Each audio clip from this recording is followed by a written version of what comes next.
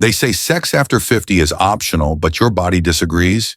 And if you've quietly let it fade, if intimacy has disappeared from your life, not by choice but by drift, your health may already be paying the price in ways no one ever told you about.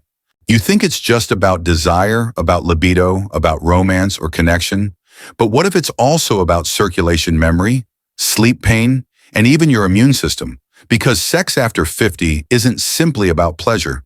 It's about biology and what happens when that biology is silenced. Not overnight, not with drama, but slowly through embarrassment, routine, medications, aches, or the story you've been told that this part of life is behind you. But here's the truth. Your doctor probably never said your body doesn't retire from intimacy just because you turn a certain age. In fact, some of your most vital systems are still waiting for that signal, touch-arousal connection, to keep functioning properly. Without it, things begin to change. You might call it aging, but biology calls it atrophy. Let's begin with the brain. During sexual activity, your brain releases a powerful cocktail of hormones: dopamine, oxytocin, endorphins, and serotonin.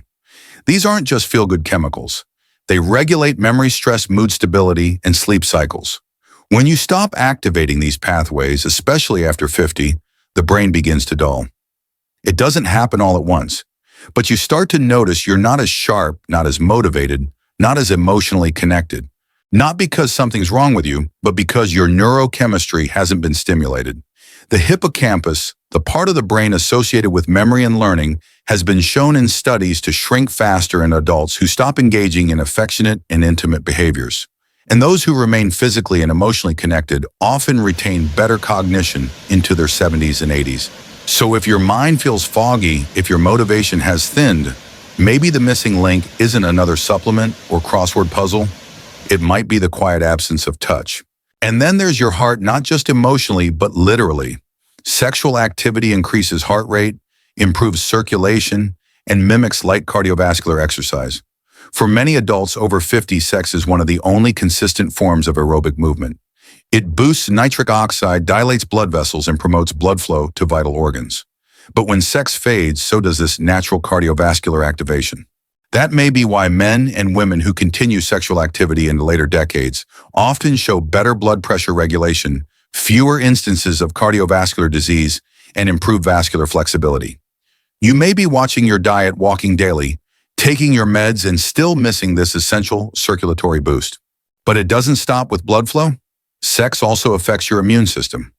Regular, meaningful physical intimacy has been associated with higher levels of immunoglobulin, IgA, an antibody that plays a key role in protecting you from viruses and infections. You've heard of boosting immunity with vitamins, herbs, or green smoothies. But what about connection? What about affection? What about the moments where you feel safe, seen, and touched?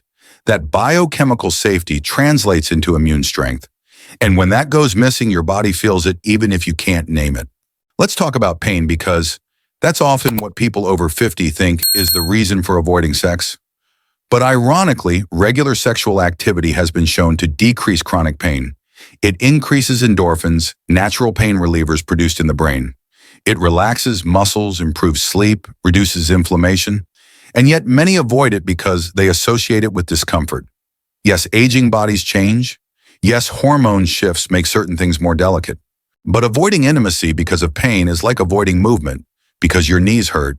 It creates a feedback loop: less movement, more stiffness, more pain; less intimacy, more disconnection, more atrophy. Your body is asking to be used gently, lovingly, consistently, not abandoned. And then there's sleep. One of the most powerful overlooked benefits of post-50 intimacy is the improvement in deep restorative sleep. The hormones released during orgasm, notably oxytocin and prolactin, promote relaxation, reduce cortisol, and help your nervous system enter parasympathetic mode.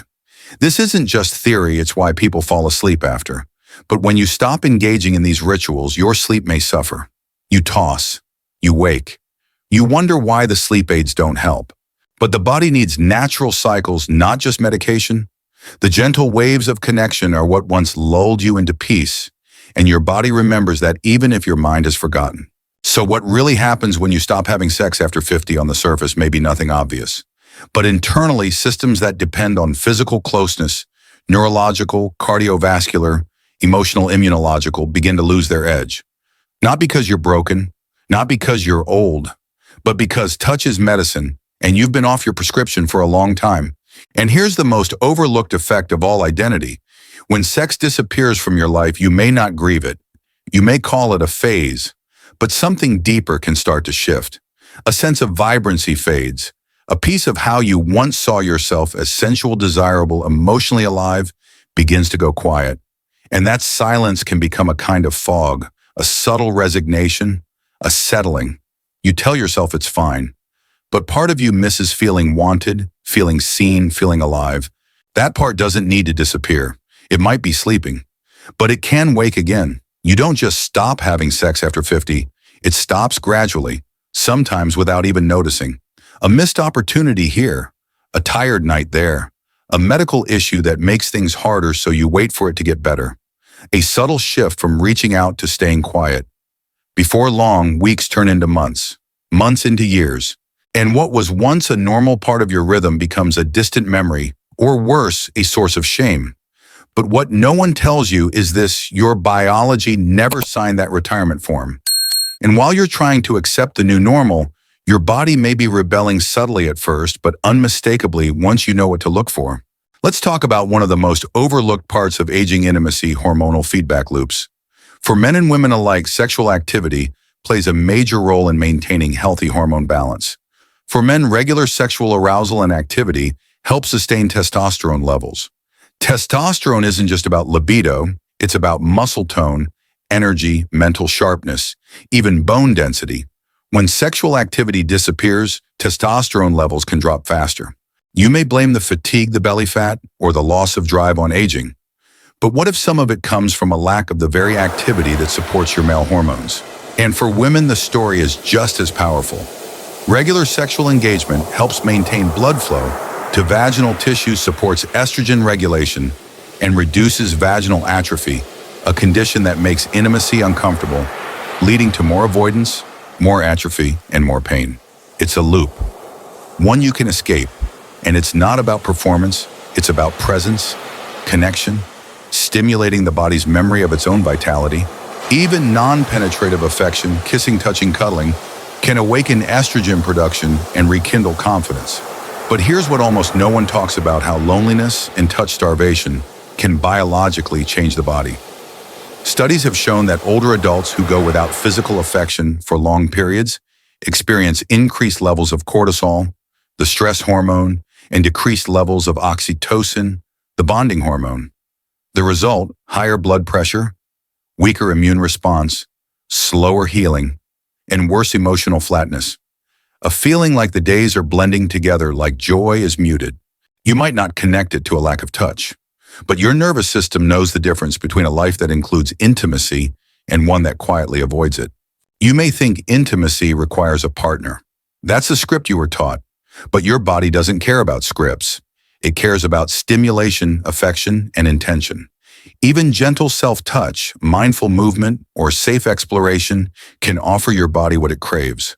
It's not about sex in the narrow sense, it's about intimacy, the physical and emotional connection that makes you feel alive. Whether it's with a partner, with yourself, or with a simple act of reclaiming your body, the goal is to reconnect. And yes, medical challenges are real. Erectile dysfunction, vaginal dryness, joint pain medications that dull desire, all of these are real barriers. But none of them are permanent roadblocks. They are invitations to adjust, not reasons to quit. There are treatments, devices, therapies, and mindsets that allow intimacy to adapt with age, not vanish. Many people assume that because it's not the same, it's over. But what if the next version of intimacy is better, slower, more present, less performative, more emotionally rich? Let's be clear, there's no shame in not having sex, but there is a cost in not talking about it, in pretending it doesn't matter, in shrugging off the part of yourself that once felt lit up.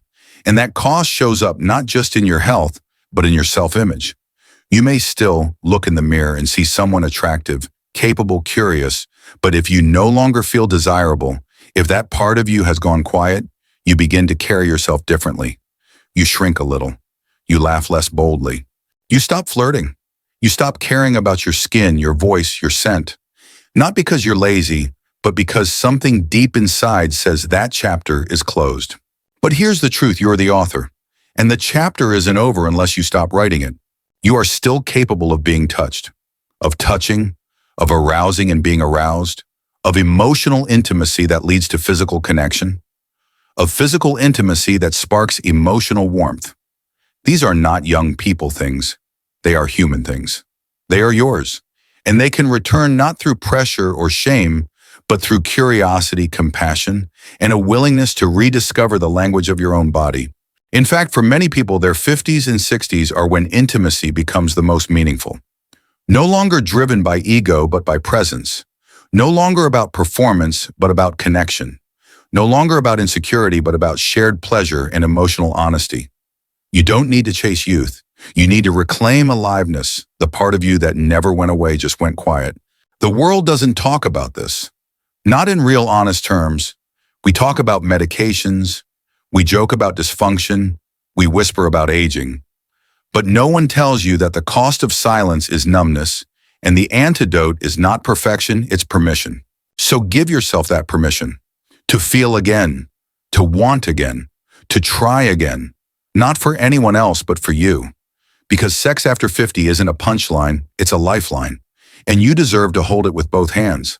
By now, you've probably realized that this conversation isn't really about sex. It's about presence. It's about permission. It's about what happens to the body, the brain, and the soul when we stop giving ourselves access to the very thing that once made us feel most alive. Because when you cut off intimacy, you don't just lose pleasure, you lose a vital nutrient. And your body, clever as it is, adapts to the absence. But adaptation doesn't always mean health.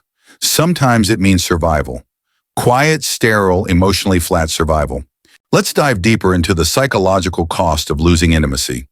When you stop engaging in any form of intimate connection, emotional, physical, or sexual, you begin to lose a fundamental feedback loop of being seen. It sounds simple, but it's everything. You may go days, weeks, even years without anyone touching your bare skin, not in a clinical or casual way, but with presence, curiosity, and care. And when that goes away, your brain interprets it as isolation. And isolation, especially in older adults, is now understood to be one of the strongest predictors of cognitive decline, depression, and even early mortality. Yes, loneliness is as damaging to your health as smoking or obesity. And often that loneliness isn't about being alone. It's about being untouched. You may be surrounded by family. You may live with someone. But if your emotional and physical body is never truly engaged, you begin to go inward. You begin to turn down the volume on your own needs. You stop asking for things. You stop reaching. You tell yourself, I'm fine, even when a quiet ache says otherwise. You become emotionally invisible, even to yourself. That's when you start to notice the subtle signs. You forget things more often. You feel more anxious in public. You become more reactive to stress. You begin to lose the emotional elasticity that once let you bounce back. Why? Because intimacy is where we recalibrate. It's where the nervous system resets, where the heart is reminded that it's safe, where the brain is flooded with cues that say, you belong here, you matter. And here's the most sobering truth. The longer you go without intimacy, the harder it becomes to reclaim. Not because you're incapable, but because your brain begins to wire around avoidance. The neural pathways that once lit up with touch connection desire, they go dim. And the longer they stay dark, the more energy it takes to relight them. That's not your fault. That's neuroscience. But it's also why now, not next year, not after the next doctor visit, is the moment to begin again. Let's talk about touch as medicine. A simple hand on your back, a real hug, the kind that lasts longer than 2 seconds, the kind where you feel another person breathe. These aren't small gestures. These are biological interventions. They lower cortisol. They boost oxytocin, they slow heart rate, they improve digestion, and most of all, they soften the edges of grief, fear, and loneliness. Now imagine multiplying that touch, turning it into a practice, a rhythm, a conscious form of intimacy. It doesn't need to be sexual. It doesn't need to look like it did in your 20s, but it does need to be honest, intentional, and regular. Whether it's with a partner or with yourself, that act of saying, I am still here, I still want to feel, becomes the turning point. But what if you feel disconnected from your body? What if trauma, shame, illness, or neglect has made intimacy feel impossible? That's real. That's human. And that's why starting slow is not just okay, it's sacred. Begin with presence. Light a candle. Touch your own skin with gratitude. Breathe into the places that feel numb. Let your body know you're coming back not with judgment, but with awe. Because your body has carried you through so much. Decades of work, parenting, illness, recovery, grief, joy, and still it wants to feel. It wants to be known, even now, especially now. And if you do have a partner, this is where the real conversation begins. Because many couples over 50 have stopped talking about sex. They've accepted silence, or conflict, or the slow drift. But here's what changes everything: curiosity. Not performance, not blame. Just what if we explored this again? What if the goal wasn't orgasm, but closeness? What if the most intimate act wasn't sex, but looking each other in the eye and saying, "I miss you"? When couples begin to reawaken their connection after years of quiet, they don't start with techniques. They start with honesty, with laughter, with awkwardness, with tiny moments of courage. And from there, the body remembers. The love returns. The bedroom becomes not a place of pressure, but of healing. You don't need a therapist to start this. You need willingness, a conversation, a hand reached out in bed instead of turned away, a moment of softness when everything else in the world feels hard. Because in the end, this isn't about sex. It's about aliveness, about giving yourself permission to feel, to touch, to be touched, to desire and be desired. And if that sounds too big, start smaller. Start with reclaiming your skin, your voice, your emotional honesty. Then let that lead you back to connection. So what happens next? That's the question only you can answer. You've heard the truth, not the sugar-coated version, not the sitcom punchline about getting older and giving up, but the real story. That intimacy is biology, that connection is medicine, that sex after 50 isn't a luxury, it's a quiet act of rebellion against decline. Because now you know what disappears when intimacy disappears: hormonal strength, immune resilience, mental clarity, emotional warmth, bodily confidence, deep rest. They don't vanish all at once. They slip away slowly. One missed night at a time. One quiet shrug. One assumption that this is just how life is now. But if you've come this far, it means part of you knows this isn't how it has to be. You are not finished. You are not faded. You are not beyond desire. You are simply out of practice. And practice is all it takes to come home again. Let's name what you may have lost. Not just sex, but the power of being fully alive in your own body, the thrill of being wanted, not for what you do, but for who you are, the joy of touching someone and watching them light up, the relief of being touched and exhaling like it's the first real breath you've taken in years. Those moments still belong to you. They don't live in your youth, they live in your attention. And attention is always available, always reclaimable, always sacred. Let's also name the lies you've been told. That sex doesn't matter after a certain age. That no one wants you anymore. That your body is too different, too tired, too unattractive. That your time for pleasure has passed. Lies, every single one of them. Because the truth is, desire changes, but it never dies. And the desire to feel, to love, to be known, that stays with you until your very last breath. You've just forgotten how to listen to it. So here's your invitation: begin again. Not like you're 20, not like you're proving something, but like someone who finally understands that sex is not about performance, it's about permission. It's about awakening. It's about choosing to feel everything, even when it's uncomfortable, especially when it's unfamiliar. Because what's unfamiliar today can become second nature tomorrow if you let yourself want it. You may be asking, where do I start? Start in your own skin. Take a shower, not just to clean, but to feel. Moisturize slowly. Notice your arms, your chest, your neck, not as things to fix, but as places that deserve love. Wear clothes that feel good. Light a candle. Look in the mirror and don't critique, connect. Say out loud, I deserve touch. I deserve warmth. I deserve to feel alive. Then if you have a partner, open the door. Not with pressure, but with presence. Ask questions. Not do you want to, but how do you feel about? Not are we broken, but what do we miss? Share a memory not to relive the past, but to reignite the present. Read something sensual together. Watch a romantic film. Let the body respond without rules. Let the awkwardness come. Let the laughter in. Let the tension break. And let something ancient buried beneath bills and parenting and aches and time, let it stir again. And if you're alone, you are not excluded from this invitation. Intimacy begins with self. Light a fire in your space and sit beside it. Journal about what makes you feel sensual, not sexual, but sensual, alive to your five senses. Touch your own skin with gentleness. Explore with intention, not for climax, but for contact. Let the energy move. Let the memory of touch return. This is not indulgent, it is healing. Because your body holds everything.